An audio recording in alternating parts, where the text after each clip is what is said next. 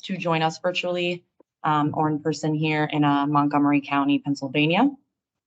Welcome to the Community Development Block Grant Disaster Recovery, or CDBG-DR, Hurricane Ida Action Plan Draft Public Meeting. Just a note, this presentation slides will be available following this presentation on DCED's website for your consumption following today's presentation. Today's meeting will provide an overview of the CDBG-D Action Plan draft for the Commonwealth of Pennsylvania, including program specifics, allocation details, and how you can get in touch with program staff to continue the conversation following tonight's presentation. The purpose here today, our main goal is to receive public comment on how the allocation of these funds would be most impactful for your community. So tonight we have DCED staff Angela Sustin, our director of the Center for Community Housing and Community Development, Donna Enrico, our CDBG program manager, David Gray, our chief of compliance and technical services. And then on the Hagerty staff side, myself, Taylor Camoin. I'm a recovery associate with Hagerty Consulting. On the line virtually, we have Caroline Pryor, who is also a recovery associate. She will be monitoring our chat.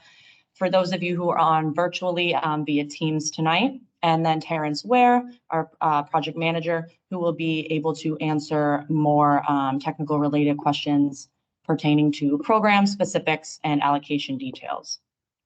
We are looking forward to hearing from you and keeping the lines of communication open throughout this entire grant process and the presentation tonight.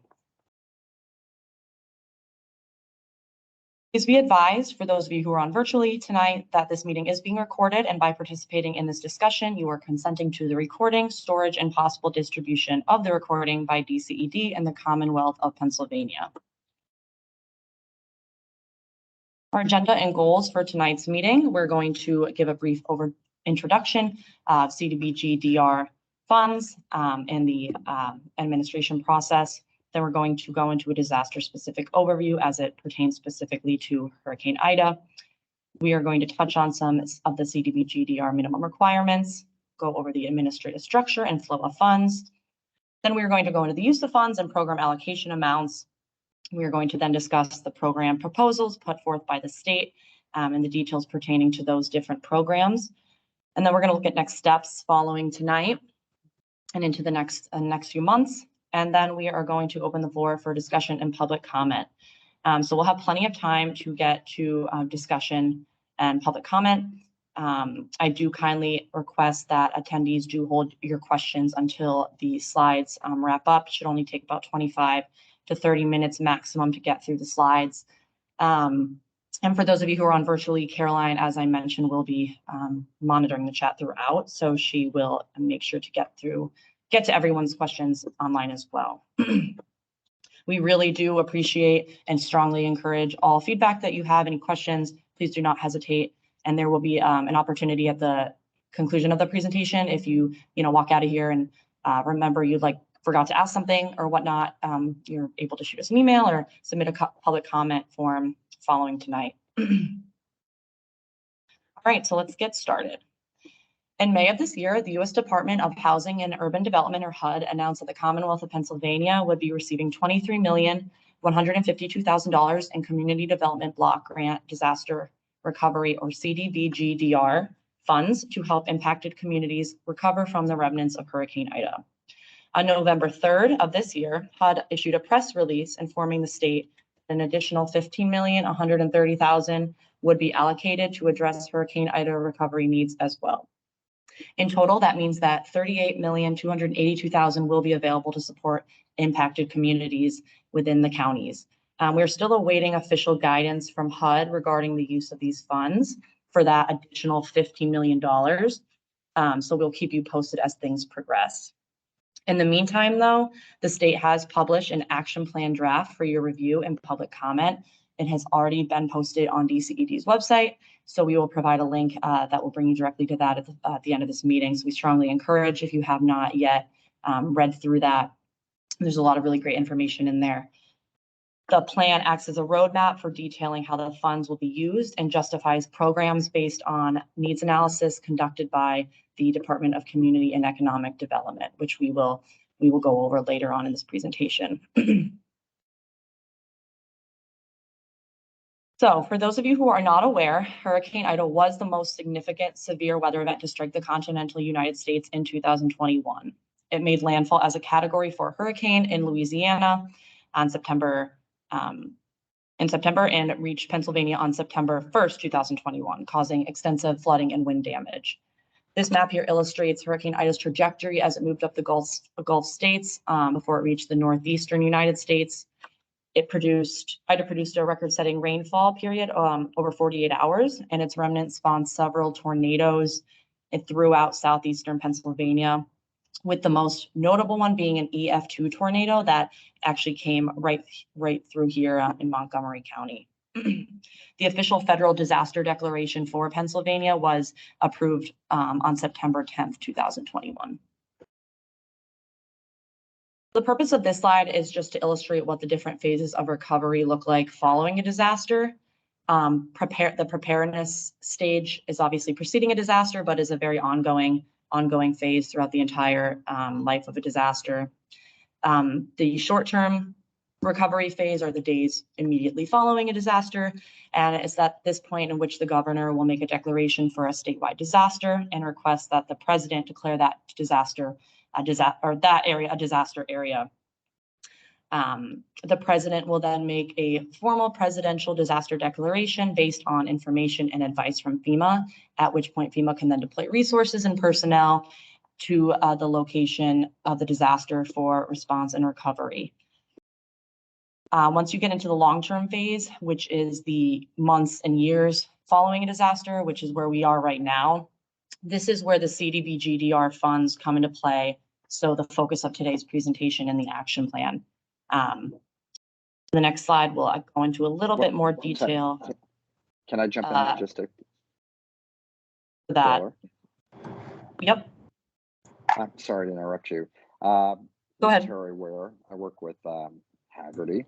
I want to make two comments. One, thank you for taking time out of your schedule. What we're reviewing tonight is a draft document, so the comments that you'll provide to us will obviously impact the document. Since the document was published earlier in November, we've had ongoing discussions, so some of the material that Taylor will identify in a little bit has changed even since that. Particularly to this slide, there are two comments I want to make. Immediately following the disaster, federal agencies, FEMA, Small Business Administration, Army Corps of Engineers, and other federal agencies have been active in Pennsylvania since the disaster. And I make this comment because Stephen, and I apologize, I can't remember his last name, with PINA, made a comment that I think $300 million or more have been allocated from the federal government to assist the state in recovery. So that's a key point. Then the second point I'd like to make is in the long term. Recovery is a very long period of time. And the grant, if the money was awarded January 1st, the expectation is that within a 6-year period, those funds would be spent. And 6 years is a relatively long time. So the point I want to make here is that, we appreciate the patience of the communities. We know it's been almost 2 years since the disaster occurred. The funds that HUD has made available tend to take a long time to get out to the street and then tend to take a long time to use. So we appreciate your patience. And, it's just more recognition that, the community may never get back to what normal was previously, but these funds and the efforts of the staff at Pennsylvania are all designed to, really focus on the long period of time ahead of you dealing with recovery. So thank you, Taylor. All right, thank you, Terry. All right. So this next slide just delves into a little bit more detail pertaining to the CDBG-DR timeline and process. So following a presidential disaster declaration, in our case, September 10th, 2021, Congress then appropriates recovery funding for disasters that occurred that year. HUD then, based on FEMA and SBA data, will calculate a total allocation for those eligible disasters. In this case, that being Hurricane Ida here in Pennsylvania and the impact on Pennsylvania. HUD writes these rules for how this money is going to be used and publishes them in the Federal Register for that disaster and decides on the mid areas. The mid areas are the most impacted and distressed areas following a disaster, and we'll get into more detail in the next few slides. You'll hear me mention that term a few times, but they are Montgomery and Delaware County, if for those of you who are not aware. So HUD then awards the CDBG-DR funds to the states and local governments within the disaster affected areas. And these states and local governments will then go and administer this grant money directly to specific programs. They are also then able to distribute funds to recipients or subgrantees at this stage in the process as well. All right, so before we go on, it's important that we go over some of the CDBG-DR minimum requirements. So all activities under HUD must be CDBG-DR eligible and meet a national objective. In terms of eligible activities, we're talking like infrastructure, rehabilitation and repair, housing, rehabilitation and repair, economic development and revitalization, administration of public services, real estate activities, and planning. Our national objectives are the activities must benefit a low to moderate income populations. They must involve prevention or elimination of slums or blight and must meet an urgent need. So activities undertaken within this funding must also include a disaster tieback element to be program eligible. For example, if your roof sustained damage as a result of high winds from Hurricane Ida, you would be eligible for a housing repair program. However, if your roof has been damaged over the years just to general wear and tear, and you are not able to tie that directly back to the storm event, you would not be eligible to receive that assistance. Other requirements that are really important to take note of as well, at least 80% of the funds that were allocated by HUD are required to be expended in the HUD mid areas. So that is Delaware and Montgomery counties. 70% of the total funds must be expended for activities that benefit low to moderate income or LMI populations, and approximately 15% of the funds must be allocated to mitigation related activities. So we'll get into more detail pertaining to those mitigation set aside activities in the next few slides as well. The next slide and sections of the presentation will have information on program and administration, the unmet needs analysis, and funding allocation and program details. So this is just another visual for the eligible counties under this CDBG-DR grant money. The HUD mid counties, as I've stated already, are Montgomery and Delaware, and the other 4 counties that will be receiving the remaining 20% of the allocation are those of Bedford, Bucks, Chester, and York counties. And those are the shaded red counties here on the map. It is also important to know that Philadelphia did receive or has their own allocation under a completely different grant. So that is why they are not included in this presentation today. So this slide just breaks down the overall administrative structure of the grant and how the funds will flow from this point forward. So here at the top, you have HUD. HUD, as I've stated, they were the entity that allocated the funds originally to the state or the Commonwealth of Pennsylvania.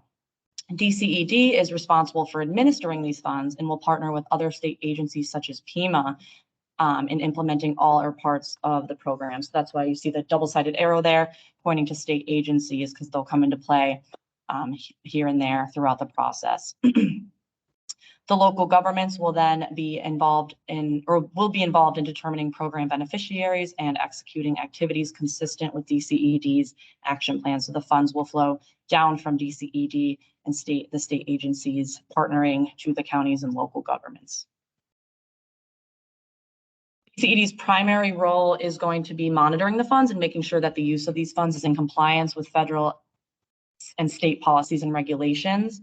And the counties and local governments will also have the responsibility to make sure that their use of funds also comply with federal and state regulations as well. For the next portion of the presentation, we're going to go over the damage and unmet needs assessment. This is the basis for which FEMA and SBA dollars were allocated following the disaster, and the basis for which HUD has allocated the CDBG-DR funds for longer-term recovery efforts. The next few slides are going to give a brief snapshot of the unmet needs analysis conducted by the state. But if you would like more information or more details pertaining to this analysis, as I mentioned, that is all in the action plan. There's a lot of good, thorough information in there regarding the assessment that was done by the state. So a major component of the unmet needs analysis, and as many of you know firsthand, the damage that was done pertains to housing. So approximately 5,300 homes were significantly damaged as a result of Hurricane Ida, representing a value of nearly $36 million across all 6 counties. Montgomery County, where we are tonight, saw the most damage at $19.5 million with 1,866 homes damaged. Delaware County saw the second highest amount of housing damage at $4.5 million and 1,385 homes sustained damage. It's also worth noting that most of the damaged housing stock in the six impacted counties were mostly owner-occupied single-family homes, although there were also many multifamily and rental properties that were damaged as a result of Ida.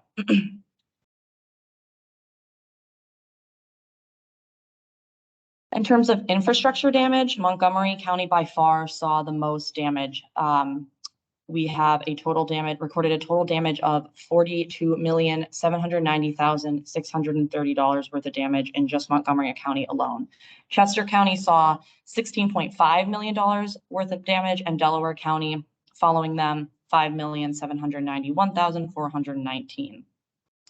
It's also important to understand that these categories up here on the screen and on the chart here represent permanent damage. So FEMA public assistance categories C through G. So we're talking roads and bridges, water control facilities, public buildings and equipment, public utilities, and parks, recreational, and other facilities. Categories A through G, which represent debris removal and emergency protective measures, are considered temporary damages, and that those repairs are not funded under CDBG-DR money. So that's why these categories are the ones that we are in discussion over tonight. So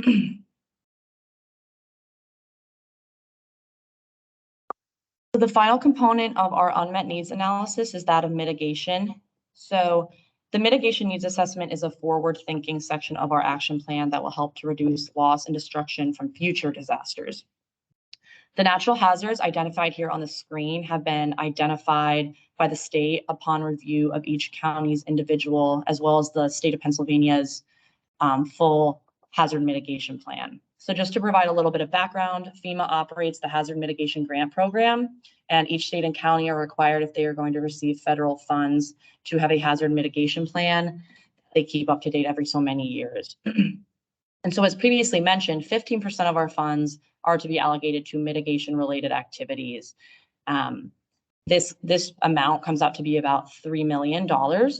And so in using the available $3,020,000 across all 6 counties, applicants will need to focus on their proposed activities on these most prevalent risks, those being flooding, flash flooding and ice jams, winter storms, hurricanes, tornadoes, and extreme temperature.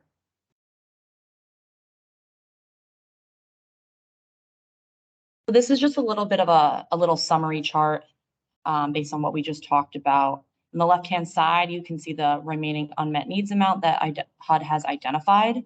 And on the right, we have our program allocation amounts listed. One thing we have not discussed yet is that of administration funds. So 5% of the total allocation will be going to administration costs. The max amount allowed by HUD is 5%, and DCD is going to take that. The 15% for mitigation came directly out of the Federal Register notice, which we already discussed. That is the $3,020,000, that last line item there on the chart. The remaining money can be allocated in a variety of ways, and the state has chosen to allocate the money in this proportion. So $14,230,800 are going to be to housing repair programs or housing programs. $4,743,600 are going to be allocated to infrastructure programs. And as you can see, the state has chosen not to allocate any money to economic revitalization programs. And this is simply put, this is just due to the fact that based on the unmet needs analysis and damage assessments that were conducted, it was concluded that housing and infrastructure just saw far more damage and were deemed to need a lot more assistance in comparison, especially just given the relatively small amount of funds received by the state in the first place. Just to add some clarity to the last program, those numbers of unmet need was an allocation identified by HUD. So as an example, $35 million or so was identified for damage to infrastructure. Of that 35 million, HUD is identifying that 21 million remains unmet need, therefore, from federal funds and other funds that have already been allocated to each of these categories. So the total 53 million is HUD's identification of what remains after all other funds have been available to be directed towards these categories. Thank you, Taylor. Thanks, Terry. All right, so for the remainder of the presentation, we are going to discuss the program proposals put forth by the state and get into some details pertaining to those programs. Before we go into the program specifics, this is a snapshot of the use of funds and the proposed program allocations. So just to preface this, the two highlighted in red, we have received some feedback pertaining to these programs, and they are currently under further evaluation. So DCD is currently just evaluating whether they would be the best use of funds, given the unmet needs. So they are currently on the table for elimination at this time, however, have not been eliminated 100% yet. But since the action plan that is out on the street and that has been posted to DCED's website as of mid-November, these programs are included in that plan. So we wanted to make sure we incorporated them into the presentation and discussed them at least a little bit so that you could all understand. If for any reason those programs are eliminated, those dollars will go into those categories. So if the single family rehab program is eliminated, those dollars will stay in housing. They'll just be reallocated among the two remaining programs. And the same with the FEMA match.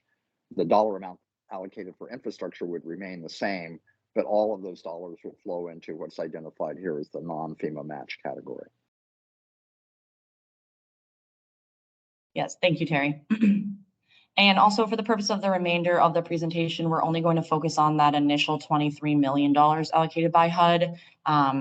Since HUD has not disclosed details on that additional 15 million, well, it is incorporated in the plan that is out there right now.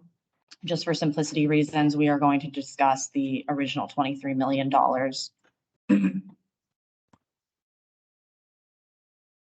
So just to sum up this last slide, these are the program proposals that the state has chosen to move forward with the exception of the single family rehab reconstruction and the FEMA match, which, as I mentioned, are up for elimination at this time. The housing programs that we are going to discuss in the next few slides include the buyout program, a multifamily rental rehab and new construction program. And I am going to touch on the single family rehab reconstruction program as well, just so we know what that entails. In terms of infrastructure, we are going to move forward with the non-match competitive program, and I will also discuss the FEMA match as well. For mitigation, that will include housing, both housing and infrastructure related activities. So I will explain those details a little bit further on in the next few slides.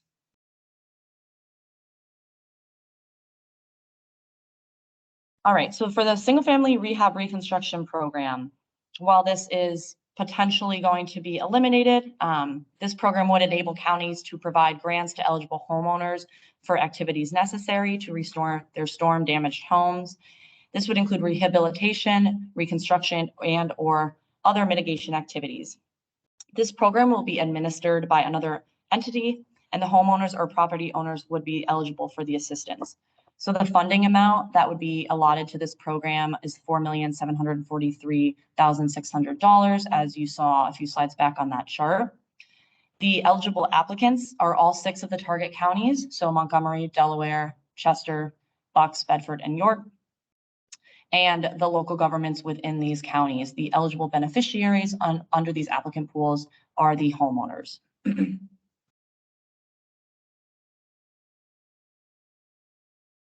So our next program that we're going to discuss is the homeowner buyout program.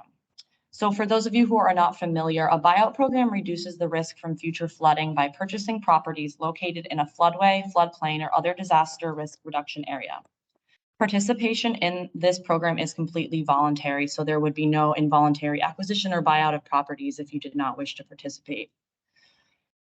Counties or local governments will assume ownership and responsibility for maintenance of acquired properties, and this program will be administered by another entity. The eligible applicants are each of the 6 targeted counties and local governments within these counties. The eligible beneficiaries are homeowners.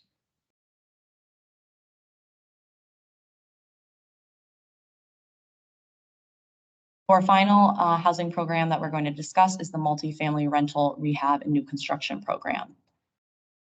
The purpose of this program is to assist landlords with loans and forgivable grants for rehabilitation, construction, or reconstruction of rental properties in response to the unmet needs resulting from Ida. The incorporation of resilience measures to improve mitigation against future severe weather events is required, and an affordability requirement will be applied to all assisted units. The eligible applicants are all 6 of the targeted counties and local governments within those counties. The funding awarded to this program will be the same $4,743,600, and the eligible beneficiaries are any public, for-profit, or nonprofit entity.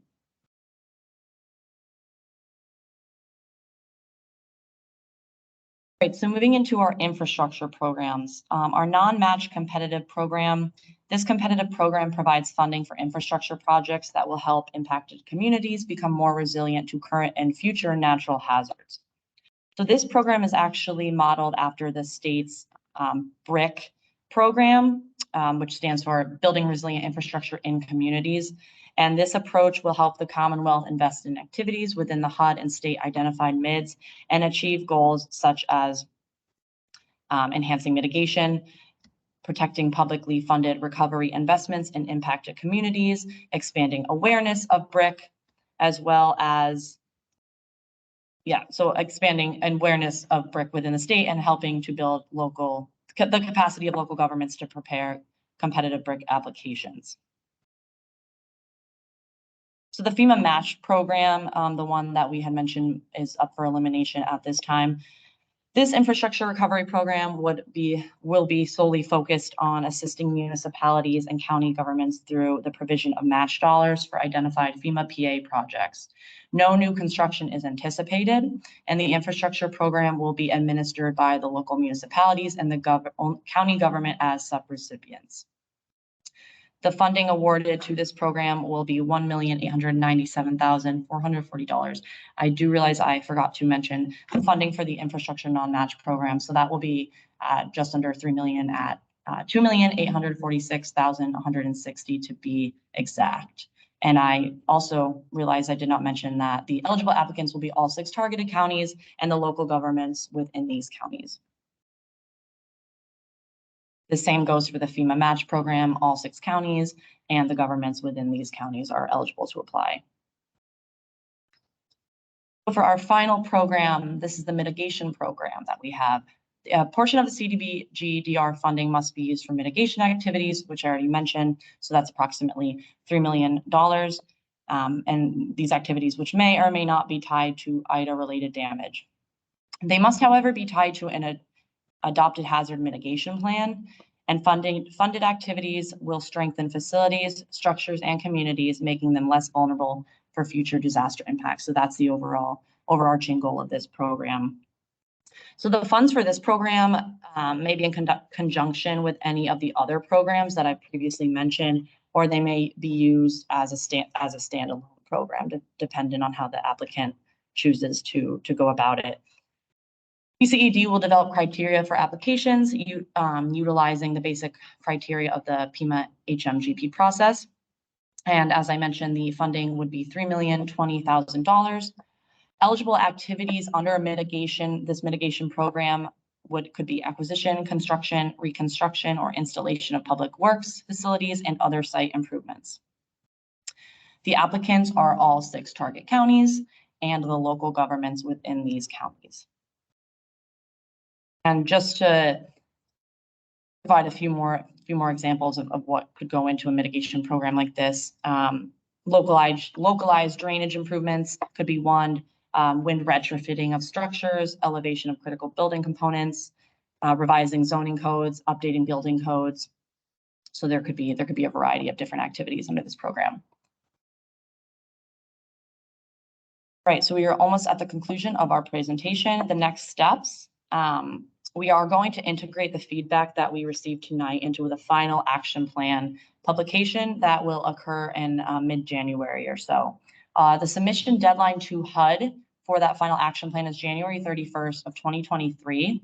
And then HUD then has 60 days to approve the action plan, at which point, if everything goes smoothly, program informational sessions will begin in the second quarter of 2023, and those programs will begin to be implemented.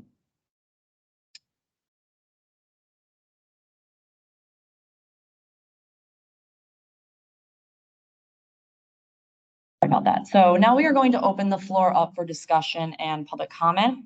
For those of you in the audience, if you have any questions, I have a mic that I can bring over to you so that our team members on the line will be able to hear and address your questions or comments. For those of you who are on virtually, if you have any questions that you would like to drop in the chat, if you have not done so yet, please do so, or raise your hand with the virtual hand raise in there, and we will call on you. And we have more than enough time we should have more than enough time to get to everyone's questions and concerns. These discussion survey questions up here are really just to guide the discussion. So you by no means need to answer those specific questions. At the end of the presentation, I do have this next slide, I do have a QR code. And there's also a link to our public comment form. So as I said, if you have a question that comes to you later on tonight or tomorrow or whatnot, you will have the freedom to go in and write to us so that we can get to your questions and comments. So thank you, everyone. And whoever has a question or comment, feel free to jump in. Yeah, so it looks like we do have a comment in the chat from Michelle. And her comment reads, we were wondering if there have been any developments at the county level to potential grant allocation in regards to raising homes, so elevation. From what she understands, the program only covers purchase and demolition of homes at a pre-flood value. And so she's wondering if that could be considered mitigation. She expressed that it may be a misallocation of funds because she feels it would be more cost effective to raise a home out of the flood zone than knocking it down. And if that could be considered mitigation. Does someone from DCED maybe want to speak on some of the program activity options under that buyout program, or would Terry want to take that one? Or I can jump in. Sure, Yeah, I'll go jump ahead. in. So there are two components to her question. One, will funds be allocated for elevation of housing? One of the many comments we've received back about the single family program relates to the cost. So as an example, in comparison, if you had a 10-unit apartment building as compared to doing 10 homes, your project costs are going to be significantly higher with each home because of the paperwork and processing, surveys, etc., necessary for each homeowner, verification of income, etc. So from a dollar perspective, it's really more efficient to deal with multifamily housing units. Second, what we found is that many of the residents of multifamily housing units tend to be more vulnerable. They're renters to begin with. And so the single family home program was really focused on homeowners. And we understand there are a number of people who are vulnerable, but typically they're going to have a few more resources, insurance, etc. Lastly, when we've evaluated other programs in New Jersey and other areas of the country, Louisiana, actually the cost of raising a home tends not to be particularly efficient. Oftentimes the cost of raising or elevating a home is greater than the value of the home itself. Lastly, there was an issue about the acquisition of homes. The state is reviewing HUD's rules because I think their intent here is to provide as much recompense for the value of the home as possible. So if the pre-disaster value was greater, which you would think would be naturally the case, that is the amount that will be given the homeowner for acquisition. If the post market or post disaster value is higher, I believe DCED is evaluating rules and regulations promulgated by HUD that would allow them to pay that as well. So the intent as an incentive for people to move out of vulnerable areas is to provide the greatest amount of dollars available for the value of the home based upon HUD's rules and regulations. So I hope that answers your question.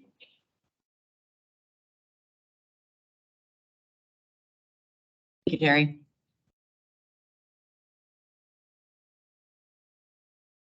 Oh, yep, in the back, we have a question here. I'm gonna maybe bring the mic over to you so that our folks can hear you in line.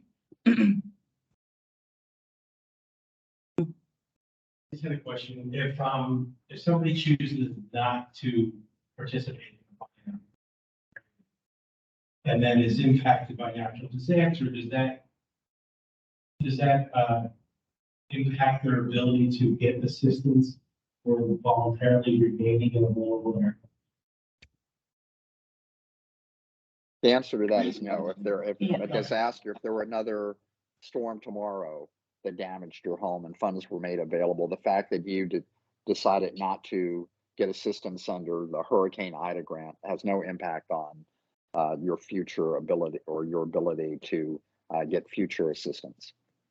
Thank you. Thanks, Terry. Yep. Another question? If you don't mind also saying where you're from or anywhere. Thank you.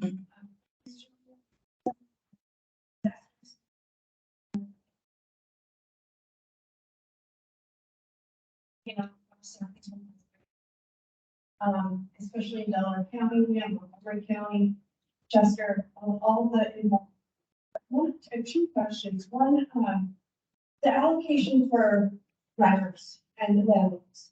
That, from what I was gathering, and I can't remember the allocation ratios, but it was loan program mostly. Why could that be for the action plan? Would you consider some grants, because especially what we're doing specifically as disaster responses in Delaware County, overwhelmingly the families affected are renters.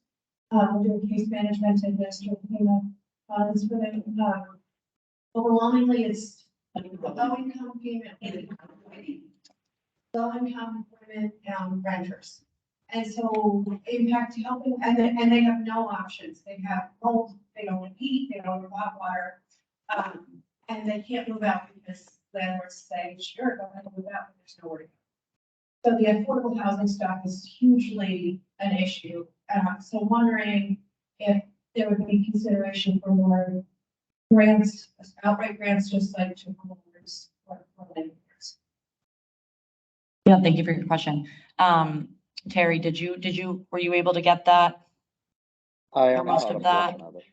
Okay. I don't know if Angela or Donna wants to speak, but yeah, just additional options for rental assistance grants. That's certainly right. That's certainly one of the programs that DCED has discussed. I think the unfortunate reality is there are not a lot of funds available. So to the degree that some funds may be available either under the multifamily rehab program to provide some assistance while construction is occurring, or assistance to those individuals who decide that they want to move out of the area. There may be some funds available, but generally that has not been an area that we have discussed in any depth. Typically that would occur under public services. And I think once again, given the identification of the amount of needs related to infrastructure and even the greater amount of needs related to providing affordable housing, which is really what the rehab and new construction assistance program is available, the pie is only so big. So certainly I'm sure DCED will consider additional requests for rental assistance, but at least at this point in time, that's not something that has been chosen. That wasn't what I was asking, though. I wasn't asking for rental assistance. I was asking if there could be more direct loans, grants to landlords as opposed to the loans. Okay. Yeah. I'm sorry. I misinterpreted your. There is some No worries. consideration under this program that they be both loans and or forgivable grants. At this time, what we've thought about as a criteria is the period of affordability. Perhaps the longer the period of affordability placed upon the units that are rehabbed, the greater chance there is that those loans would be forgivable. On the other side, the loan program typically offers the opportunity for the state to collect repayment of those loans, although they could, change the conditions to allow for a longer repayment period. And then those monies identified as program income be rolled over or leveraged for additional affordable housing. So, in one instance, you're covering the issue of affordability by making it a grant. But on the other side, if it's a loan, theoretically, you can recollect those dollars to reinvest and leverage for additional units. So they're both pros and cons to both approaches. Thank you, Terry. I hope that answered the question. Yeah, did that? Okay. I don't know if Donna, if you were gonna say something.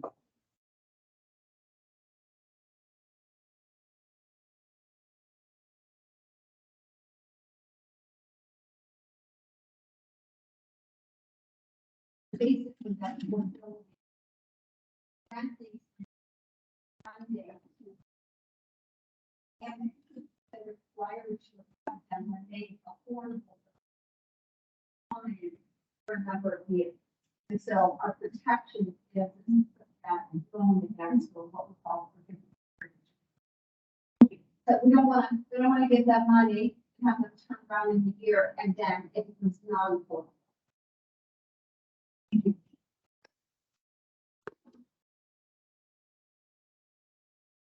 All right, Caroline, do we have any additional questions in the chat? I can't see it on my end. We don't have any additional questions yet, but if anyone virtually has a question, feel free to unmute yourself, or you can pop it in the chat and I'm happy to read it for you. I realize that, Yep. I realize that today's presentation is, however, do you have any information on the timeline or any meetings or anything? Because we have not received any communication as far as the in-person meetings, virtual meetings, or anything regarding the funds for. So I don't have any information pertaining to the timeline for Philadelphia. Terry, I imagine it's the same thing on your end, and I don't know if DCED, if you guys know anything about Philadelphia's process.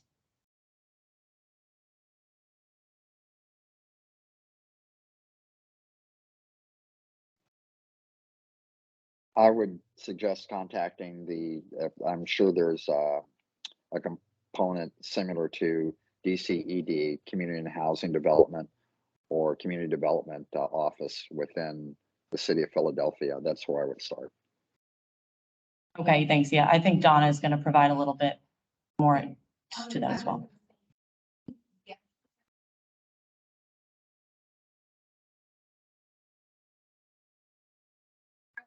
But they have the same process, they're working. And to be honest, they have, their first allocation's $93 million. Oh, no, I didn't realize it. We had a lot. Yeah, so they have quite a bit to undertake. So their timeline is different, potentially. Well, they're working on a different timeline, but Okay. we all have similar.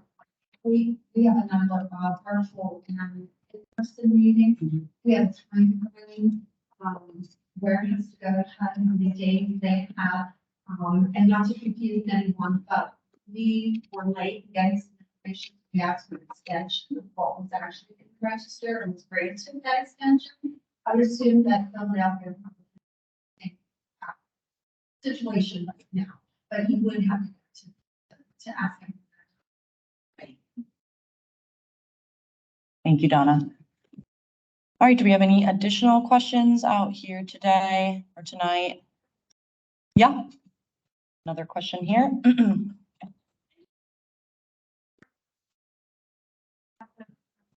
Conditions, related to home repair. Just, we also find that those who are in most need probably didn't have pre-existing conditions. So just, if you can just speak to that a little.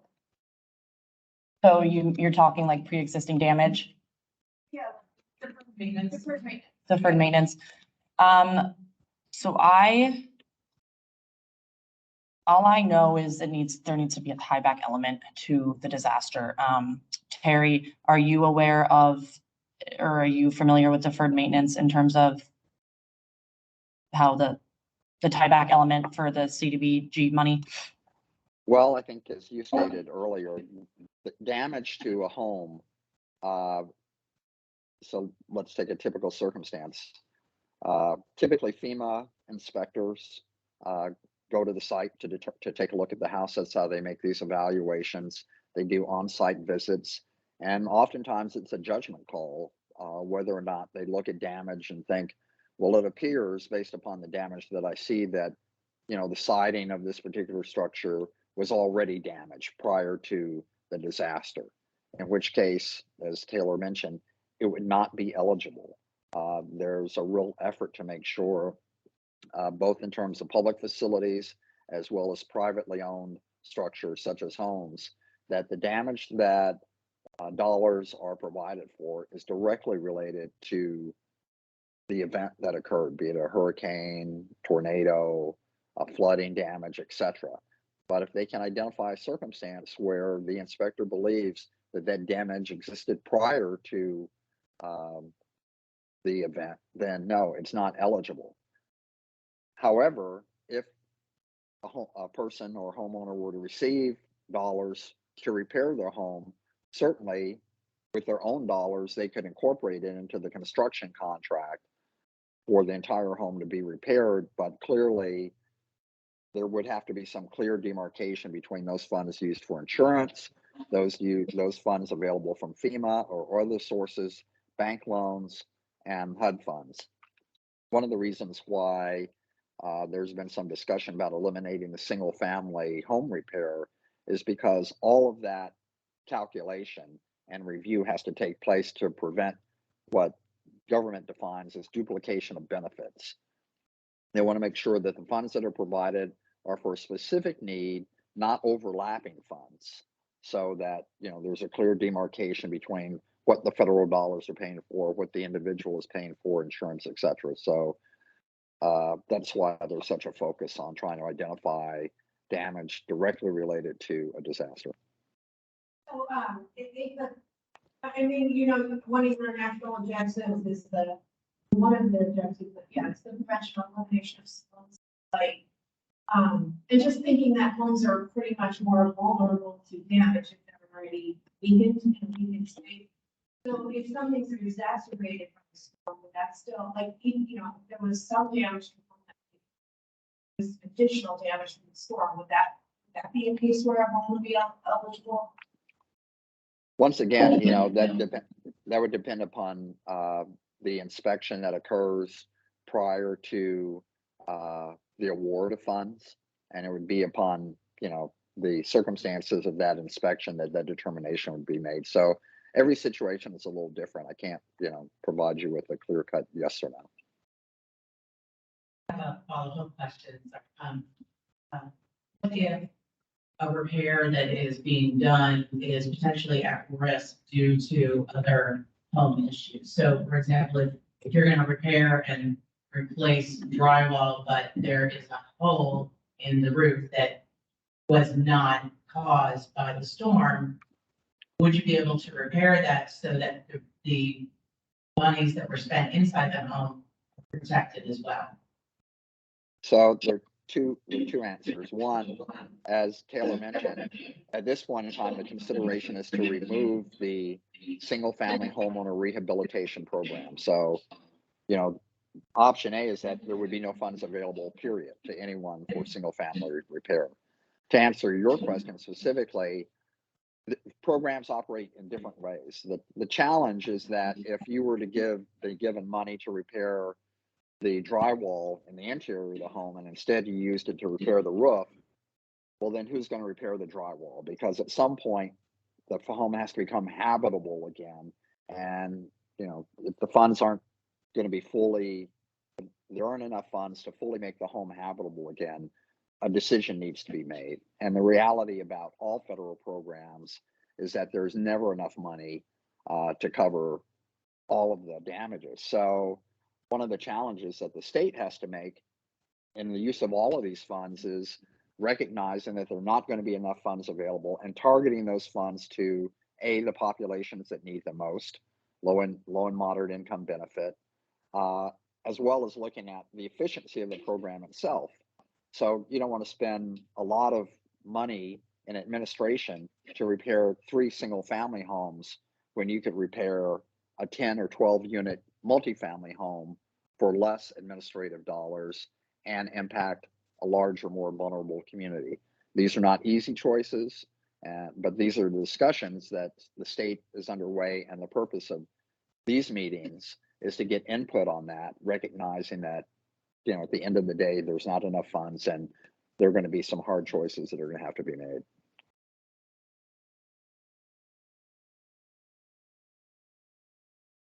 Thank you, Terry. Sure. All right. That take care of questions from the audience, or does anyone have anything else that they would like to ask, comment on? Is there anyone in the virtual presentation that would like to ask a question or make a comment? Feel free to just unmute yourself and speak up if that is the case. Or as Caroline said, you can drop it in the chat.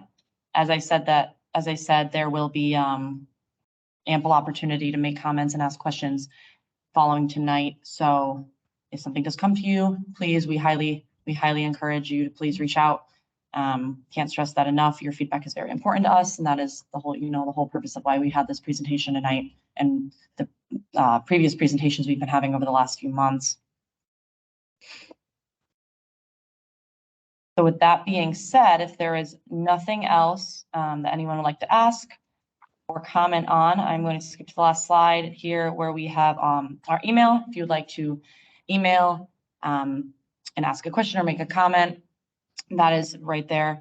And then the disaster recovery page on DCED's website, that specific URL is that URL there. The survey QR code will take you to a public comment form. It's a really quick, it says survey, but it's really a very quick comment form where you just pretty much state what part of the action plan you're commenting on, and it's an open free response where you can type in, whatever you'd like. It could be a question, it could be a few sentences, a paragraph if you want.